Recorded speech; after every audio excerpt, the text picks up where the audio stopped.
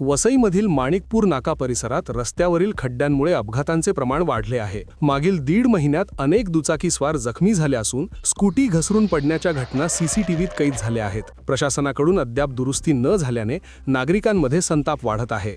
आणि आमच्या दुकानाच्या समोरून ते पाईपलाईन काहीतरी टाकतायत रस्त्याच्या मधोमधून, आणि टाकल्यानंतर ते काय खड्डे बुजवत नाही, आणि आता खड्डे बुजवलेत त्याच्यावरती डांबर आणि खडी टाकलाय, पण ती रॅबिट असते ना, रॅबिट टाकून गेलेत। त्यामुळे गेल्या 2 महिन्यापासून दीड एक महिन्यापासून ना कमीत कमी रोज लोक पडतात। आता काल पण रात्री 8 वाजता एक पडला आणि 11:30ला एक पडलाय।